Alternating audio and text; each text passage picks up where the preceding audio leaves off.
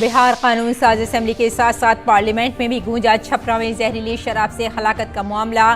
BJP मेंबरान assembly ने राज्यसभा में उठाया ये मामला। अपोजिशन भी तहरीक अल्तवा पर बहस का कर रही थी मुतालबा। हुक्मरान जमात और अपोजिशन के दरमियान हंगामा आराई के बाइस राज्यसभा की कार्रवाई में बड़ा खलल। लोकसभा में पुरअमन तौर पर चला वक्फा सवाल। बिहार के छपरा में जाली शराब पीने से मरने वालों की तादाद हुई 39। अपोजिशन ने जेडीयू आरजेडी अजीम इत्तेहाद हुकूमत पर बोला हमला। बिहार बीजेपी सदर संजय जायसवाल ने बिहार पुलिस की साजबाज से शराब की फरोख्त का लगाया इल्जाम। असेंबली में सीएम नीतीश कुमार बरहम बोले, जो शराब पिएगा वो मरेगा ही। बीजेपी ने कहा नीतीश को है इलाज की जरूरत। वजीर खारजा डॉक्टर एस जयशंकर आज यूएनएससी में दहशतगर्दी के खिलाफ अहम मीटिंग करेंगे। इसकी सदारत सलामती कौंसिल में नॉर्म्स पर अपने खिताब में वजीर खारजा ने कसीरुल जहती इदारों में इस्लाहात की जरूरत पर दिया जोर। कहा दहशतगर्दों को सही ठहराने और तहफ़्फ़ुज़ फराहम करने के लिए कसीरुल जहती फॉर्म्स का किया जा रहा है गलत इस्तेमाल। वज़ीर ख़ारजा एस जयशंकर ने अक़वाम मुत्तहिदा के इजलास में पाकिस्तान की तरफ से उठाए गए सवालों का दिया सख्त जवाब। कहा बिन लादेन की मेज़बानी करने वाले और पड़ोसी मुल्क की पार्लियामेंट पर हमला करने वाले न करें नसीहत।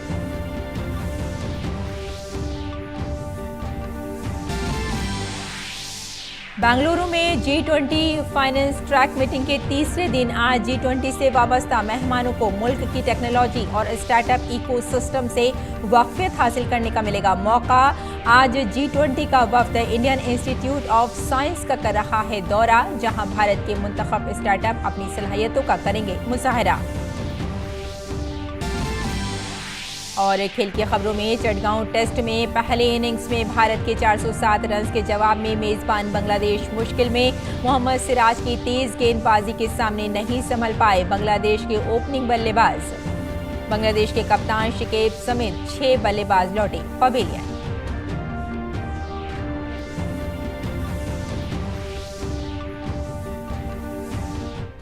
आदाब नाज़रीन, खबरनामे में आपका इस्तकबाल है। मैं हूं आपके साथ रेशमा फारूकी। आइए तफसील से अब खबरों पर नजर डालते हैं। बिहार में जहरीली शराब पीने से होने वाली अमवात पर आज राज्यसभा में काफ़ी हंगामा हुआ। हंगामा आराई की वजह से राज्यसभा को 2 बार 15 मिनट के लिए मुलतवी करना पड़ा। बीजेपी के बिप्लब देव ने यह मामला राज्यसभा में उठाया और इस मामले पर बहस का मुतालबा किया। ताहम हिज़्ब इख्तिलाफ तहरीक अल्तवा पर बहस का मुतालबा भी कर रहा था, जिसकी वजह से ऐवान में हंगामा आराई शुरू हो गई। राज्यसभा की कार्रवाई 2 मुख्तसर वक्फों के बाद दोबारा शुरू हुई। राज्यसभा की कार्रवाई पहले 11:33 तक मुलतवी की गई और फिर पार्लियामेंट की कार्रवाई 11:50 तक मुलतवी कर दी गई थी। बिहार में जहरीली शराब पीने से मरने वालों की तादाद 39 हो गई है। जहरीली देसी शराब की वजह से होने वाली अमवात पर बिहार हुकूमत तनकीद की जद में है। असेंबली में भी अपोजिशन इस मामले पर नीतीश हुकूमत पर हमलावर है। बिहार में शराब पर पाबंदी आयद है, लेकिन जहरीली देसी शराब से होने वाली अमवात को लेकर हुकूमत सवालों के घेरे में है। बिहार कानून साज असेंबली के सरमाई इजलास में भी बीजेपी मुसलसल नीतीश कुमार को घेर रही है और उस पर जवाब मांग रही है। बीजेपी भी नीतीश कुमार से इस्तीफा मांग रही है। दरियासना वजीर आला नीतीश कुमार ने बयान दिया है। उन्होंने कहा कि मुल्क भर में जहरीली शराब से लोग मर रहे हैं। बिहार में शराब पर पाबंदी कामयाब है। नीतीश कुमार ने आज बिहार असेंबली में कहा कि जो भी नकली शराब पीता है वो मरेगा ही।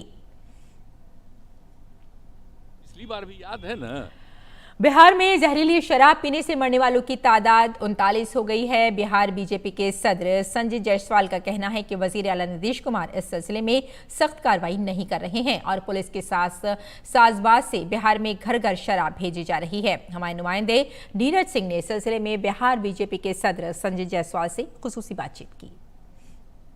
बिहार बीजेपी के अध्यक्ष संजय जायसवाल जी हमारे साथ हैं। सर, बिहार में शराबबंदी है, इतनी मौतें कैसे हो रही हैं? यह 10 से ज़्यादा घटनाएं हो चुकी हैं। शराबबंदी पे मौतें भी तभी सामने आती हैं जब पुलिस उसको दबा नहीं पाती है, वरना न जाने कितने बार इस तरह की घटनाएं घटते रहती हैं। नीतीश कुमार जी एक कांस्टेबल को सस्पेंड करके 5 लोगों को अपनी जिम्मेवारी की इतिश्री कर लेते हैं। आज तक किसी भी शराब मौत पे फास्ट ट्रैक कोर्ट नहीं बनी। मैं लगातार उनसे कहता था कि शराब के जो व्यवसायी हैं उनको फास्ट ट्रैक कोर्ट पे सजा कराइए। ये हत्यारों को नीतीश जी ने खुला छोड़ रखा है। यह सब कुछ पुलिस के मर्जी से और पुलिस के कन्वीनियंस से होता है। और मैसेज भी आप क्या दे रहे हैं?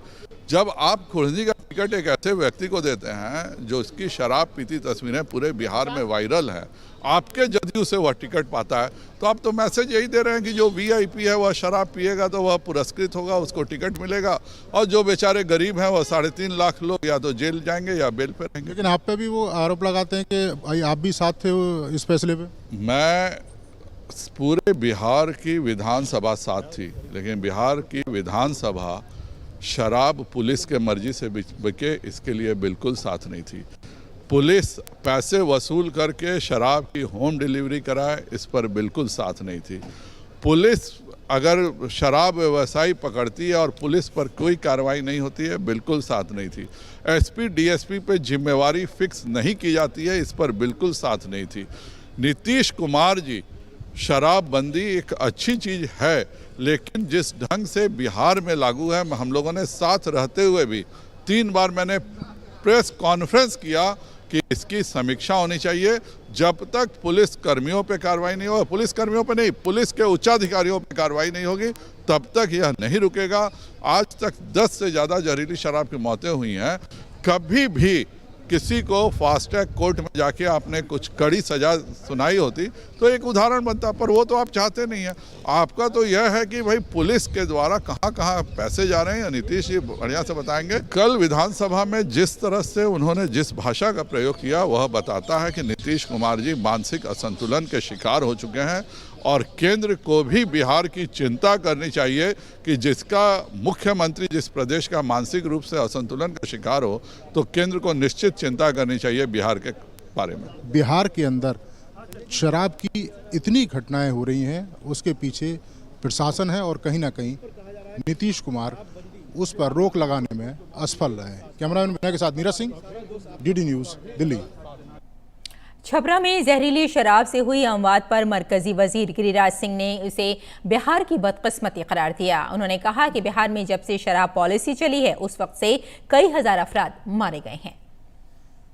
मैं जब से ये शराब नीति चला है कई हजार लोग मर गए और ज़्यादातर लोग गरीब गुरबा मरे हैं, लेकिन माननीय मुख्यमंत्री जी थोड़ा सा भी उनकी संवेदना नहीं जगा, और जब सदन में कोई उठाता तो इस ढंग का व्यवहार करते जो लोग राज्य की जनता कभी मुख्यमंत्री से ये उम्मीद नहीं करता। और बिहार में जहरीली शराब मामले पर बीजेपी रियासती हुकूमत को मुसलसल तनकीद का निशाना बना रही है। बीजेपी रहनुमा रविशंकर प्रसाद ने कहा कि नीतीश कुमार की हुकूमत बिहार में शराबबंदी नाफिज करने में नाकाम रही है। नीतीश बाबू, ये आपके सुशासन में हो क्या रहा है? आपने शराबबंदी लगाई तो उसको इन्फोर्स करने में असफलता क्यों रही है बार बार? और आपसे सवाल पूछते हैं तो आप अपने विधानसभा में कैसे शब्दों का प्रयोग करते हैं? आप देश के एक वरिष्ठ मुख्यमंत्री हैं, 17 साल आपके हो गए, केंद्र में मंत्री रहे हुए हैं आप, ये भाषा आपको देती है शोभा क्या? मुझे लगता है कि नीतीश कुमार जिस रास्ते पर चले हैं उस रास्ते में उनको अपनी कमजोरी दिखाई पड़ रही है।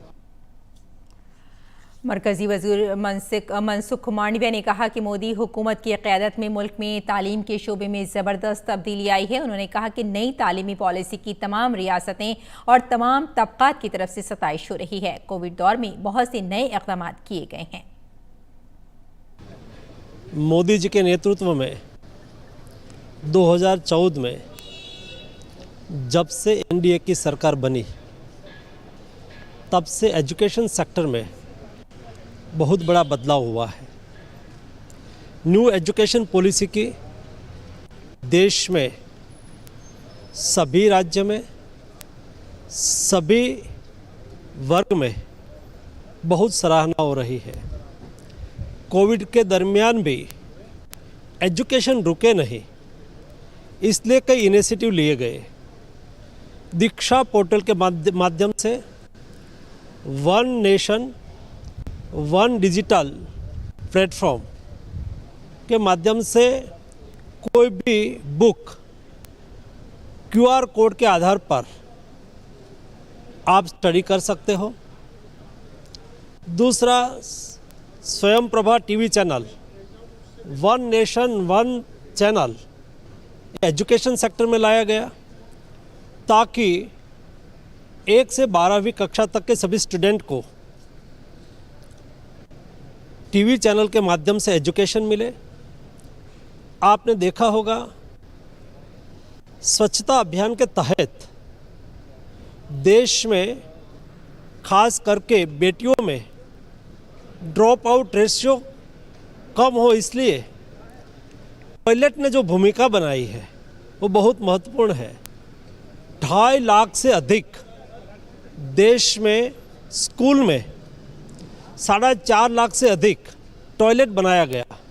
उसका नतीजा ये निकला कि बेटियों में ड्रॉप आउट रेशियो था वो 70% से कम होके 13% हुआ और कम हो रहा है।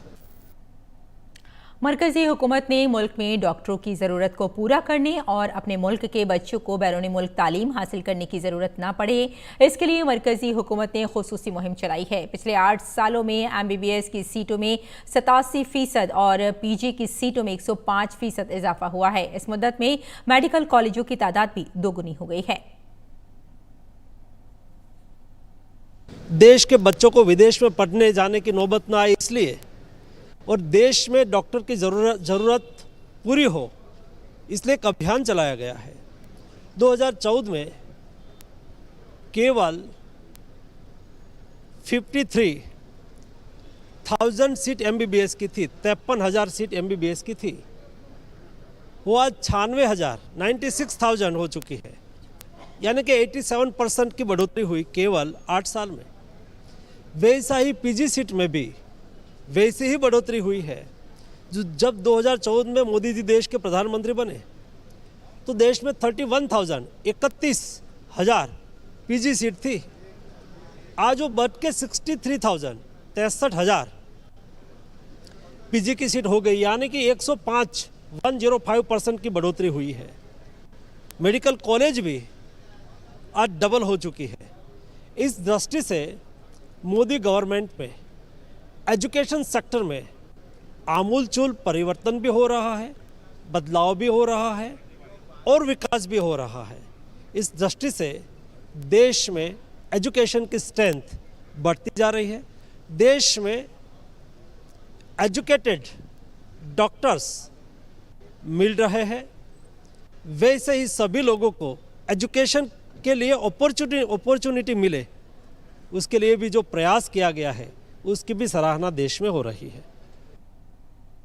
और लोकसभा में शहरी हवाबाजी के वजीर ज्योतिरादित्य सिंधिया ने कहा कि कई सालों के बाद जम्मू कश्मीर में सयाहों के लिए अच्छा माहौल बन रहा है। हुकूमत जम्मू कश्मीर की तरक्की के लिए पुरअज़्म है। उन्होंने कहा कि जम्मू कश्मीर में जदीद तरक्की याफ्ता हवाई अड्डे की तामीर के लिए मुनासिब इक़दाम किए जा रहे हैं। हमारी सरकार की जो प्रतिबद्धता है और जो वातावरण हमने जम्मू एंड कश्मीर में निर्मित किया है, उसके आधार पर केवल आर्थिक प्रगति और विकास नहीं, राष्ट्रीय स्तर पर पर्यटन जम्मू कश्मीर में एक नया ऐतिहासिक मोड़ पर आया है और अंतर्राष्ट्रीय पर्यटन भी आज जम्मू एंड कश्मीर में स्थापित हो चुका है। तो सालों और दशकों बाद एक अमन चैन का माहौल और एक आर्थिक विकास और प्रगति का माहौल आज जम्मू कश्मीर में प्रधानमंत्री नरेंद्र मोदी जी के और गृह मंत्री के नेतृत्व में आज स्थापित हो चुका है। जम्मू में भी एक्सपेंशन प्लान करीब 800 करोड़ का है। दोनों शहरों में एक आधुनिक, विकसित और बड़े हवाई अड्डे का निर्माण हम लोग करने जा रहे हैं। और राज्यसभा में फ्लोर लीडर पीयूष गोयल ने हिज़्ब इख्तिलाफ के अरकान के जरिए ज़ाती तबसरा करने और सोशल मीडिया पर उनके खिलाफ बात करने का मसला ऐवान के सामने पेश किया और चेयरमैन से अपील की कि इस मामले की जांच कराई जाए। The fact of the matter is the honourable member had in the house alleged a certain number of political actions which was entirely wrong, erroneous and without any basis whatsoever. He has outside the house cast aspersions on me. He has made comments on his social media platform taking recourse to something that another honourable member of parliament had received as a reply which are not related at all. That reply was on total actions. This was about political actions. I would urge you, Chair, to kindly examine the record and hold the relevant members responsible for their erroneous statement. इत्तलात और नशरियात के मरकजी वजीर अनुराग सिंह ठाकुर ने राज्यसभा को बताया कि अवामी नशरियाती इदारा मुल्क के लोगों के जज्बात के मुताबिक प्रोग्राम नशर कर रहा है और किसी भी मेंबर को ये कहना जेब नहीं देता कि ये इदारा नाकाम हो गया है। उन्होंने कहा कि हुकूमत ने इस पूरे अमल में कारोबार करने में आसानी को फरोग दिया है और निजी चैलेंजेस पर किसी किस्म की कोई पाबंदी नहीं है। वो मुल्क के मफाद में किसी भी तरह से प्रोग्राम बना और चला सकते हैं। सरकार ने बनाई है अप लिंकिंग और डाउन लिंकिंग की, पहले दो अलग अलग थी, अब इसको एक ही गाइडलाइन बनाया गया है।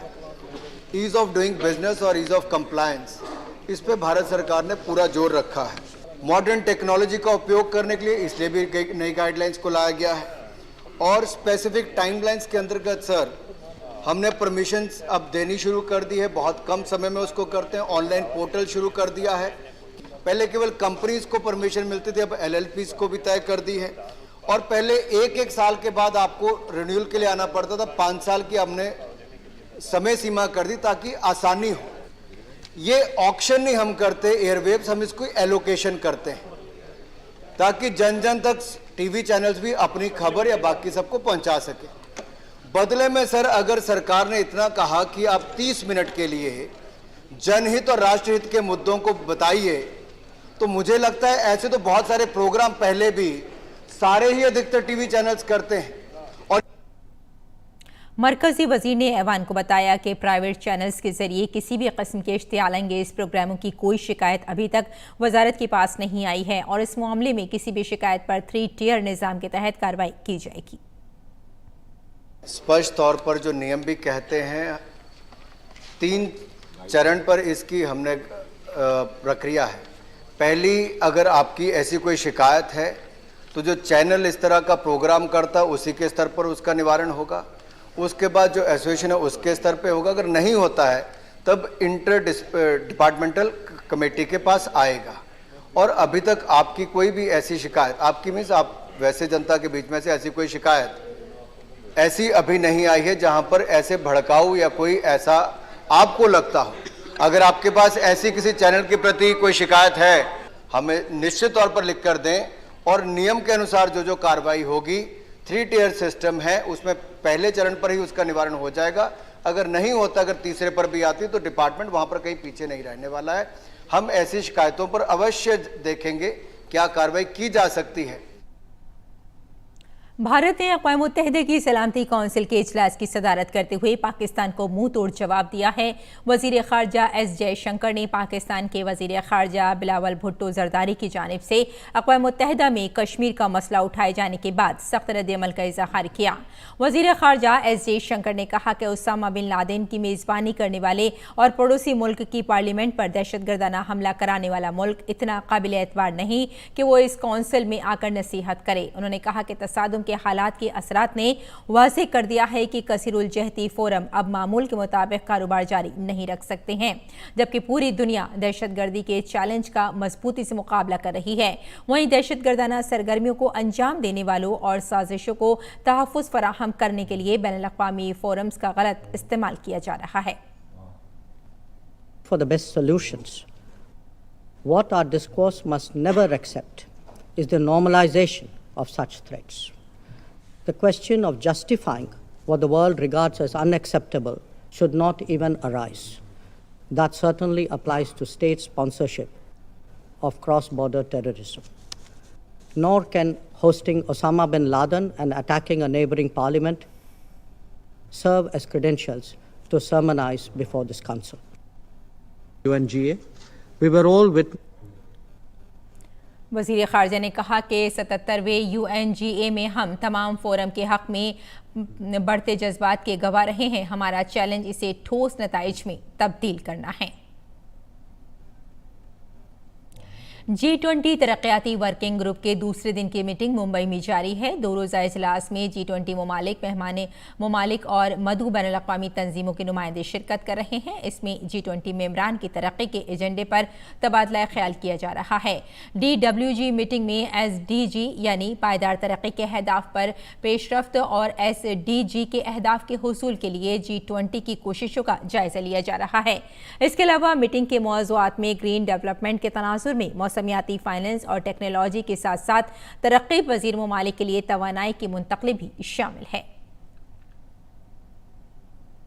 भारत की सदारत में G20 और मालियात और मरकजी बैंक नायब सरबराहों की मीटिंग के बाद मंदुबीन ने आज बेंगलुरु पैलेस का दौरा किया। मंदुबीन ने मैसूर की कॉफ़ी का मज़ा लिया। इससे कबल 13 और 14 दिसंबर को G20 का फाइनेंस ट्रैक इजलास हुआ था। मीटिंग में भारत को G20 में 2023 के लिए फाइनेंस ट्रैक एजेंडे की मुजव्वज़ा तरजीहात पर वसी हिमायत हासिल हुई। मीटिंग का एजेंडा वज़ीर आज़म नरेंद्र मोदी के दिए गए विजन और भारत की G20 चेयरमैनशिप के मौजू को मद्देनजर रखते हुए तैयार किया गया था। और सुप्रीम कोर्ट ने करप्शन के मामले पर अहम फैसला सुना दिया है। जस्टिस अब्दुल की सरबराही में एक आईनी बेंच ने कहा कि एक सरकारी मुलाजिम के खिलाफ रिश्वत मांगने का कोई बराह रास्त सबूत न होने पर भी हालात की बुनियाद पर बदउनवानी की रोकथाम के एक्ट के तहत इसे मुजरिम करार दिया जा सकता है। कौमी राजधानी दिल्ली के महरौली इलाके में श्रद्धा वलकर कत्ल केस में हर रोज़ नए हक़ाइक़ सामने आ रहे हैं। ताज़ा तरीन इंकशाफ में पुलिस की तरफ से बरामद किए गए कुछ हड्डियों के नमूने श्रद्धा के वालिद के DNA से मिल गए हैं, जिससे वाज़ेह हुआ कि उनका ताल्लुक़ श्रद्धा से है। इन हड्डियों को दिल्ली पुलिस ने महरौली और गुरुग्राम के जंगलों से इकट्ठा किया था। अहम बात यह है कि CFSL की रिपोर्ट में इसकी तस्दीक की गई है। श्रद्धा कत्ल केस का मुलजिम पुलिस की हिरासत में है। पुलिस ने शवाहिद इकट्ठे करने के लिए आफ्ताब का पॉलीग्राफ और नार्को टेस्ट कराया है। टेस्ट के दौरान की गई पूछताछ में कई बातें सामने आई हैं, जिनकी बुनियाद पर पुलिस तफ्तीश कर रही है। नाज़रीन, किताबों के जरिए हमें न सिर्फ आसपास की दुनिया से वाकिफ होने का मौका मिलता है, बल्कि ये हमें एक नई और हैरत अंगेज दुनिया की सैर भी कराती हैं। इसी सिलसिले में इत्तलात और नशरियात की वजारत के पब्लिकेशन डिवीजन के जरिए नई दिल्ली के सूचना भवन में किताबों की एक नुमाइश का इनेकाद किया गया, जिसमें हिंदी और अंग्रेजी के अलावा इलाकाई ज़बानों की किताबों की भी नुमाइश की गई। पेश है किताबों की नुमाइश पर एक दिलचस्प रिपोर्ट। किताबें न सिर्फ हमें अपने इर्द गिर्द की दुनिया के बारे में मालूमात फराहम करती हैं, बल्कि उनके जरिए हमें एक नई और हैरत अंगेज दुनिया को देखने का मौका भी मिलता है। किताबें हमारी जिंदगियों को नई जिहतों से रोशन करती हैं और हमारे किरदार की तामीर में अहम किरदार अदा करती हैं। आज़ादी की अमृत महोत्सव के मौके पर इत्तलात और नशरियात की वजारत के पब्लिकेशन डिवीजन ने सूचना भवन नई दिल्ली में मुख्तलिफ किस्म की किताबों की एक नुमाइश का एहतमाम किया, जहां हर उम्र के लोगों के साथ साथ बच्चों के लिए भी किताबें मौजूद थीं। यहाँ पर आके मुझे बहुत अच्छा लगा। यहाँ पर सब नॉलेज वाले चीज़ थे और इधर वुमेंस की मतलब बहुत सारे वुमेंस की बात थी। फिर नॉलेज वाले थे, आर्मीज़ थे, फिर विवेकानंद का बुक था, फिर मैजिक वाले बुक थे, बहुत सारे पोएम के बुक थे। पब्लिकेशन डिवीजन किताबों का एक खजाना है जो कौमी अहमियत की मौज़ूआत और हिंदुस्तान के भरपूर सकाफती विरसे को उजागर करता है। 13 ज़बानों में शाये होने के साथ साथ मैगजीन योजना मुआशरे की माशी तरक्की में अहम किरदार अदा कर रही है, जबकि मैगजीन अंग्रेजी और हिंदी में शाये होने वाले कुरुक्षेत्र, देही तरक्की और रिसाला बाल भारती बच्चों के अदब की एक बेहतरीन मिसाल है। इस नुमाइश में वजीर आज़म नरेंद्र मोदी की मुंतखब तकरीरों की किताब सबका साथ सबका विकास सबका विश्वास भी रखी गई है, जो लोगों की तवज्जो का मरकज बनी। पब्लिकेशन डिवीजन की डायरेक्टर जनरल अनुपमा भटनागर का कहना है कि उनका मकसद किताबों के बारे में लोगों में बेदारी पैदा करना है। पब्लिकेशन डिवीज़न जो कि 1941 में इस्टेब्लिश हुआ था और अभी ये देश का प्रीमियर पब्लिशिंग हाउस है, और हमारी ये कोशिश रहती है कि क्वालिटी बुक्स अफोर्डेबल प्राइस में निकले। इसके साथ ही हम जो है 18 जो है वो मंथली जर्नल्स भी निकालते हैं, जिसमें आजकल जो है हमारी एक लिटरेरी मैगज़ीन है हिंदी और उर्दू में, जो कि 1942 से फर्स्ट टाइम पब्लिश हुई थी। इसके अलावा हमारे बाल भारती है जो कि 1948 से मंथली मैगज़ीन निकल रही है और लगातार निकल रही है।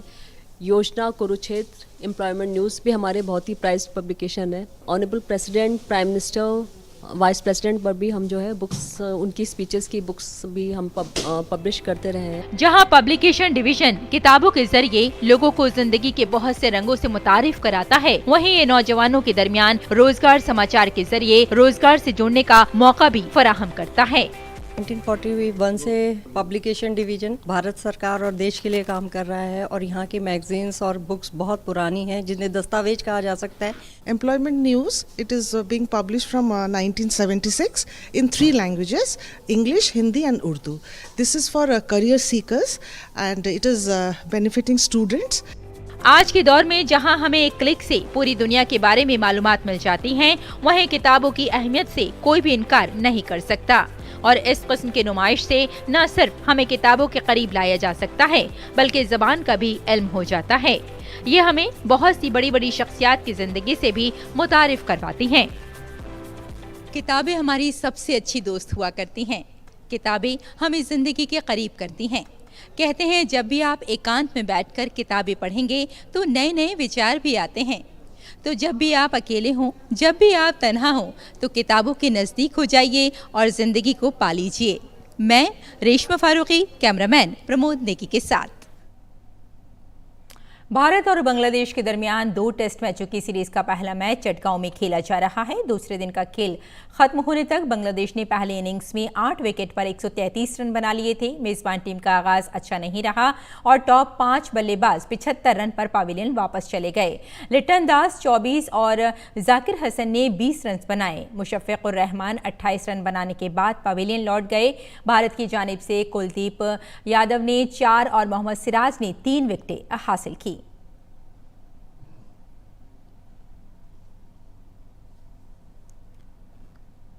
इससे कबल भारत की पहली इनिंग्स 404 रन्स पर खत्म हुई। भारत की जानिब से चेतेश्वर पुजारा ने 90 और श्रेयस अय्यर ने 86 रन बनाए। दूसरे दिन भारत ने अपने पहले दिन के स्कोर 6 विकेट पर 278 रन से आगे खेलना शुरू किया। शानदार बल्लेबाजी करने वाले श्रेयस अय्यर सेंचुरी बनाने से महरूम रहे और 86 रन बनाकर आउट हो गए। इसके बाद कुलदीप यादव और आर अश्विन ने भारतीय इनिंग्स को आगे बढ़ाया। इस दौरान अश्विन ने अपनी निस्फ सेंचुरी मुकम्मल की। अश्विन 58 रन बनाकर आउट हुए, वहीं कुलदीप यादव ने 40 रन की इनिंग्स खेली।